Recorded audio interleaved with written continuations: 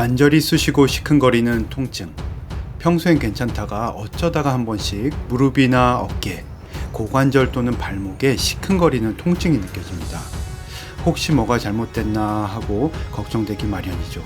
병원에 갔더니 염증이 좀 생겨서 그렇습니다 라면서 약 먹고 좀 쉬라고 합니다. 그러면 보통 네 감사합니다 하고 일어나서 나오죠. 그런데 여기서 잠깐, 관절에 염증이 생긴다는 게 정확히 무슨 뜻일까요? 관절에 염증이 생기면 실제로 관절 속이 어떻게 보일까요? 원인은 뭐고 치료는 또 어떻게 해야 할까요? 병에 대해 잘 이해하는 것만으로도 절반은 나은 것처럼 시원한 기분이 들 때가 있는데, 이번 영상에서는 관절에 생기는 염증에 대해서 한번 속 시원하게 말씀드리겠습니다. 안녕하세요. 치료의 원칙을 알려드리는 김범수 교수의 발견한 세상입니다. 우리 몸의 모든 관절에는 일시적인 염증이 생길 수 있습니다. 염증이 생기면 관절이 붓고 아픕니다. 염증이 생기는 원인은 다양하죠. 물리적인 손상이든 세균 감염이든 어떤 근본적인 원인이 있고 그 원인에 의해서 2차적으로 염증이 발생하는 겁니다. 따라서 원인이 뭐가 됐든 결론적으로 염증이 생겨서 아픈 거다라는 말은 맞는 말입니다. 교수님, 얼마 전 저희 어머니를 모시고 병원에 갔을 때도 의사 선생님께서 엑스레이는 괜찮은데 염증이 좀 생겨서 아프신 거라고 하셨어요. 염증이 엑스레이에서도 보이나요? 엑스레이 사진에서는 염증이 보이지는 않습니다. 물론 관절이 다 다른 퇴행성 골관절염 같은 경우에는 엑스레이만으로도 진단이 가능합니다. 그러나 일시적인 염증으로 관절에 물이 찬 경우에는 초음파나 MRI 검사로 확인할 수 있습니다. 정상 발목 관절의 MRI 사진인데요. 원래 관절에는 소량의 관절액이 있습니다. 관절 연골에 영양분을 공급하고 관절에 윤활작용을 하는 건데요. 워낙 소량이라 MRI에서는 잘 관찰되지 않거나 아주 약간만 보입니다. 하지만 관절에 염증이 생기면 MRI에서 이렇게 보입니다. 이 MRI 사진에서 하얗게 보이는 것은 수분인데요.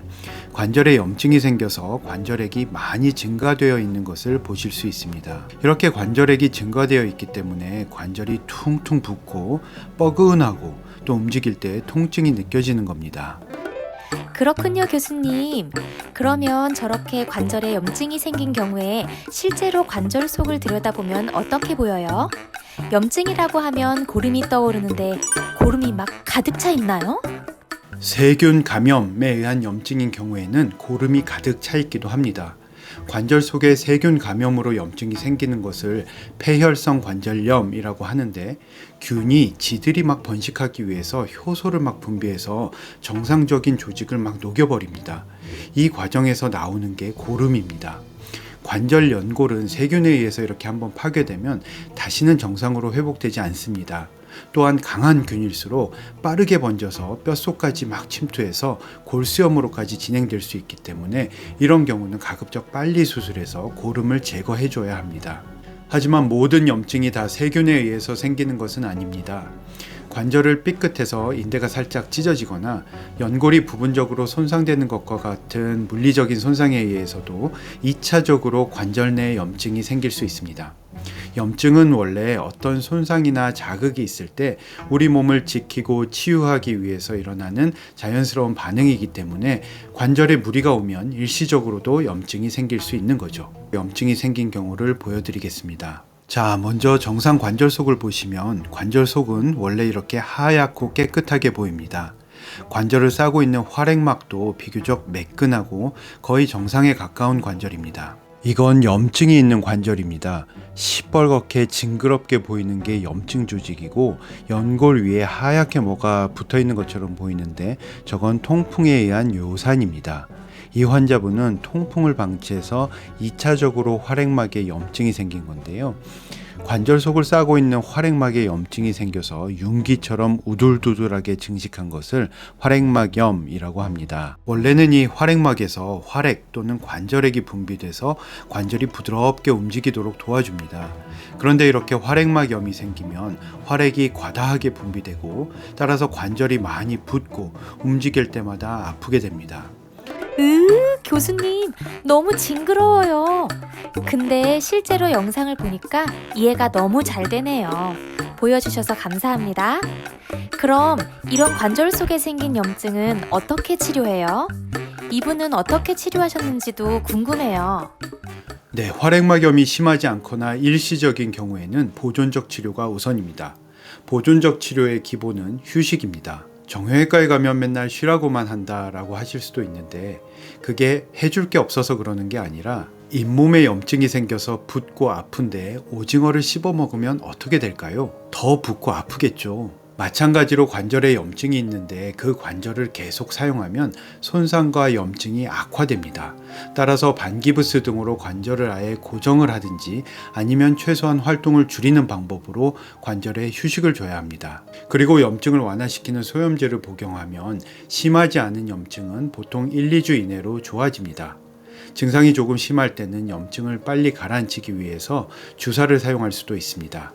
이 환자분처럼 심한 경우에는 수술적인 방법으로 치료할 수 있는데 수술은 보통 관절경이라고 하는 관절 내시경으로 염증 조직을 제거하는 수술입니다.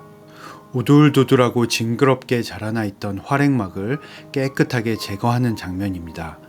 보기만 해도 아주 시원하시죠? 한 바늘씩 꿰매는 작은 구멍 보통 2개를 통해서 비교적 간단한 수술로 빠르게 염증을 완화시킬 수 있습니다. 만약 염증을 유발하는 근본 원인이 있다면 이를 함께 치료하는 것이 염증의 재발 방지를 위해서 아주 중요합니다. 이 환자분의 경우는 염증을 유발하는 근본 원인이 관절 안에 있었습니다. 바로 관절 연골이 부분적으로 손상된 연골병변이라고 하는 게 있었는데요. 이 연골병변에 대해서는 관절경적으로 못쓰게 된 연골을 깨끗하게 정리하고 결손된 부위가 잘 재생될 수 있도록 하는 치료를 해드렸습니다. 관절 연골병변에 대한 치료의 원칙에 대해서는 제 영상이 여러 개 있으니 참조 부탁드립니다. 네, 이번 영상에서는 관절 속에 염증이 생겨서 통증을 유발하는 활액막염에 대해 설명드렸습니다. 연골이나 인대 손상에 동반되기도 하고 퇴행성 관절염이나 세균 감염에 의해서도 활액막염이 생길 수 있다고 말씀드렸는데요. 그 외에도 통풍이나 류마티스 관절염 등에도 이런 활액막염이 동반될 수 있습니다. 네, 환자마다 염증을 유발하는 근본 원인이 다 다르기 때문에 댓글로 개별적인 진료 상담은 좀 지양해 주시길 부탁드리겠습니다. 개별적인 진료 상담은 근처 병원에 계신 각자의 주치의 선생님과 상의하시길 바라겠습니다. 진심입니다. 지금까지 치료의 원칙을 알려드리는 김범수 교수의 발견한 세상이었습니다. 감사합니다.